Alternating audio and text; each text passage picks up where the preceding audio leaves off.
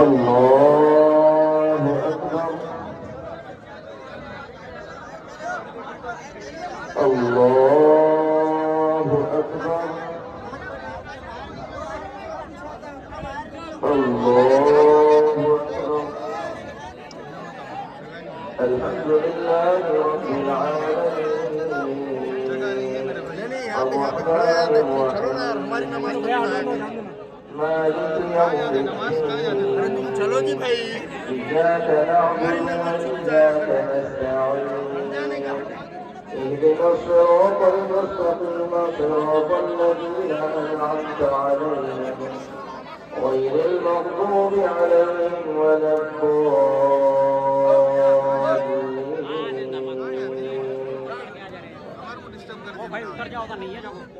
سبح اسم ربك الأعلى الذي خلق فسوى والذي قدر فهدى والذي أخرج المرعى فجعله غثاء أحوى سنقرئك فلا تنسى إلا ما شاء الله إنه يعلم الجهر وما يخفى ونيسرك لليسرى فذكر إن نفعت الذكرى سيذكر من يخشى ويتجنبها الأشقى الذي يصلى النار الكبرى ثم لا يموت فيها ولا يحيا قد أفلح من تزكى وذكر اسم ربه فصلى بل تؤثرون الحياة الدنيا والآخرة خير وأبقى إن هذا لفي الصحف الأولى صحف إبراهيم وموسى الله أكبر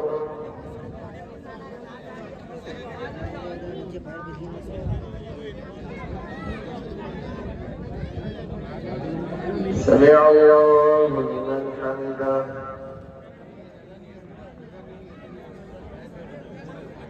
الله أكبر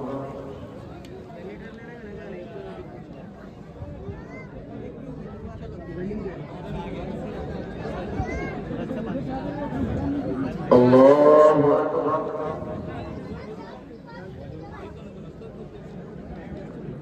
الله أكبر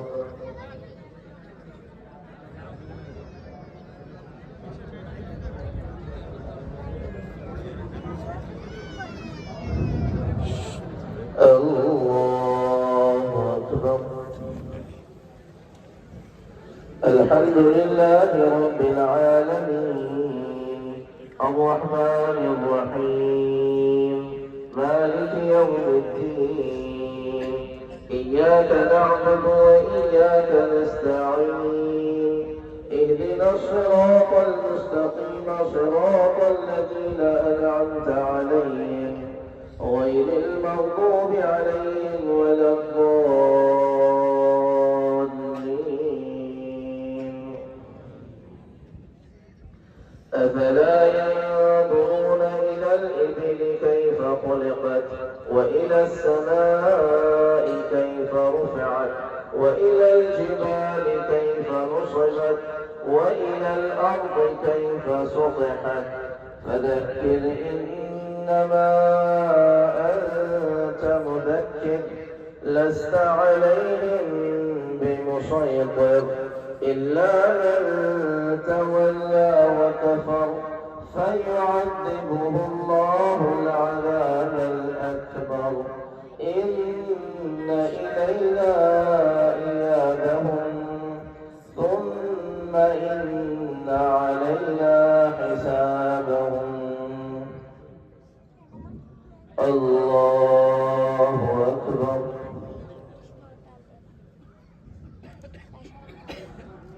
الله أكبر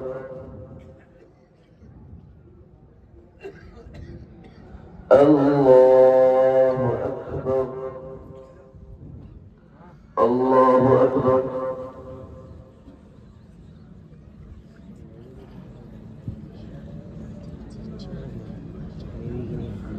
سمع الله لمن حمده.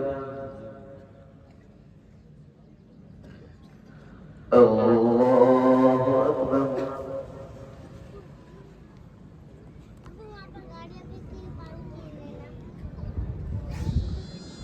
الله أكبر. الله أكبر.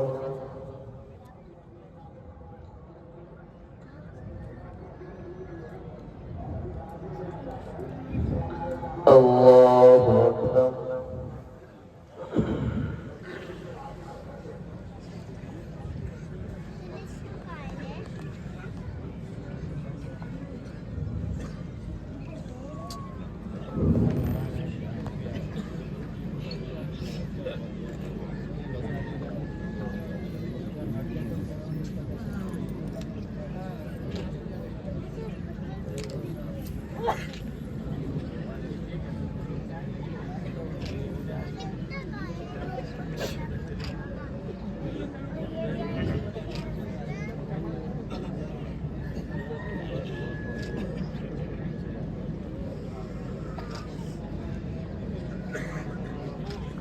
السلام عليكم ورحمة الله.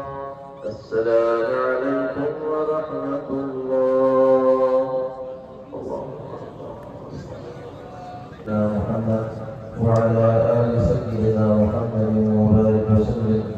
اللهم يا أول الأولين يا آخر الآخرين يا رحم الضعفاء والمساكين يا ذا القوة المتين يا ذا الجلال والإكرام يا ذا الجلال والإكرام يا ذا الجلال والإكرام يا ربنا ويا سيدنا ويا مولانا ويا غاية رغبتنا ويا خالق أنفسنا يا ربنا ظلمنا أنفسنا وإن لم تغفر لنا وترحمنا لنكونن من الخاسرين. ربنا لا تؤاخذنا إن نسينا أو أخطأنا. ربنا ولا تحمل علينا إصرا كما حملته على الذين من قبلنا. ربنا ولا تحملنا ما لا طاقة لنا به واعف عنا واغفر لنا وارحمنا. أنت مولانا فانصرنا على القوم الكافرين. أنت مولانا فانصرنا على القوم الظالمين. أنت مولانا فانصرنا على اليهود والنصارى والمشركين. ربنا آتنا في الدنيا حسنة وفي الآخرة حسنة وقنا عذاب النار. یا اللہ ہمارے ساری امت کے گناہوں کو معاف فرما. یا اللہ خطایا سے درگزر فرما. یا اللہ سیئات کو حسنات سے مبدل فرما. یا اللہ بے شک ہم سب گناہگار خطاکار ساری زندگی تیری نافرمانیوں میں گزارنے والے. یا اللہ تیرے حکموں کو توڑنے والے مجرم بندے ایک مہینے کی ہلکی پھلکی محنتوں کے بعد آج تیرے دربار میں جمع ہیں. یا اللہ ہاتھ اٹھائے ہوئے ہیں. یا اللہ بوڑھے بچے جوان بزرگ یا اللہ سب کچھ اس میدان میں جمع ہے. یا اللہ ہر ایک کے ہاتھ کی لاج رکھ کر ہم سب کی مغفرت کے فیصلے فرما. امت کے حال پر رحم فرما. یا اللہ ہم سب کی بخشش کے فیصلے فرما. ہمارے روزوں کو ہماری تراویح کو ہماری ذکر و تلاوت کو قبول فرما. یا اللہ آج کے دن ہماری بخشش کا اعلان فرما. یا اللہ ہمارے بیماروں کو صحت کاملہ عاجلہ عطا فرما. مرحومین کی مغفرت فرما. یا اللہ پریشان حالوں کی پریشانیوں کو دور فرما. مشکلات میں گھرے ہوئے کی مشکلات کا حل فرما. مقروضین کے قرضوں کی ادائیگی کی غیر سے شکلیں صورتیں پیدا فرما. یا اللہ جو لوگ جو علماء بھیجا مقدمات پر پھنسے ہوئے ہیں یا اللہ جلد از جلد خلاصی نصیب فرما. یا اللہ جن گھروں میں بن بیاہی بہنیں اور بھائی بیٹھے ہوئے ہیں یا اللہ مناسب جوڑے عطا فرما کر خیر کے فیصلے فرما. یا اللہ امت کے شادی شدہ جوڑوں کو آپس میں متحد فرما. طلاق سے امت کے ہر فرد کی حفاظت فرما. یا اللہ جو بے اولاد ہیں نیک اور صالح اولاد عطا فرما۔ یا اللہ ہم تمام کی نسلوں اور اولادوں کو اس ملک میں یا اللہ تا قیام قیامت دین پر، قرآن پر، اس کی تعلیمات پر باقی رکھنے کے فیصلے فرما۔ یا اللہ امت کے حالات پر رحم فرما۔ یا اللہ جہاں کہیں امت مظلوم ہے، یا اللہ پریشان ہے، ظالموں کے ظلم کا شکار ہے، یا اللہ امت کے حالات پر رحم فرما۔ یا اللہ مظلوموں کے حالات پر رحم فرما۔ یا اللہ خصوصاً فلسطین و اہل غزہ کے حالات پر رحم فرما۔ یا اللہ ان کے حال کو درست فرما۔ یا اللہ ان کی شہادتوں کو قبول فرما۔ یا اللہ تبدیل عالم کا فیصلہ فرما۔ یا اللہ نظام عالم کے تبدیلی کے فیصلے فرما۔ یا اللہ اتنی قربانیوں کو رائگاں نہ جانے کے فیصلے فرما۔ یا اللہ ہم ان کے غم میں شریک ہیں، یا اللہ ان کے دکھ میں شریک ہیں، یا اللہ ان کے درد میں شریک ہیں، یا اللہ ہمارے حال پر بھی اور ان کے حال پر بھی رحم فرما۔ یا اللہ ظالم دندناتا پھر رہا ہے، یا اللہ اس کے حق میں ہدایت ہو تو ہدایت دے دے، یا اللہ ہدایت نہ ہو تو یا اللہ اس زمین کے ہر ایسے ظالم کو یا اللہ جو ہدایت کے لیے رکاوٹ بن رہا ہو، یا اللہ زمین سے صاف کرنے کے فیصلے فرما۔